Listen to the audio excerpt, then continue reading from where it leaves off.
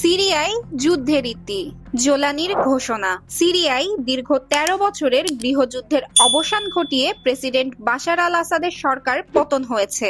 বিদ্রোহী গোষ্ঠী হায়াত তাহরির আল শামের প্রধান আবু মোহাম্মদ আল জোলানির নেতৃত্বে মাত্র ১২ দিনের অভিযানে আসাদ সরকারের পতন ঘটে। আসাদ বর্তমানে রাশিয়ায় আশ্রয় নিয়েছেন। এই পরিবর্তনের মাধ্যমে সিরিয়ার ৬ দশকের স্বৈরশাসনের ইতি ঘটে। আবু মোহাম্মদ আল জোলানি সম্প্রতি বলেছেন, সিরিয়ার জনগণ আর নতুন কোনো যুদ্ধ চায় না, দেশটি যুদ্ধের ক্লান্তি থেকে মুক্তি পেতে চায়।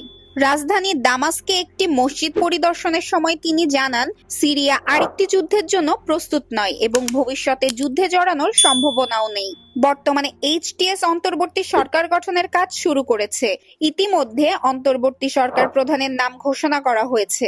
প্রণতি Rahman, international desk, press 20 Bangla.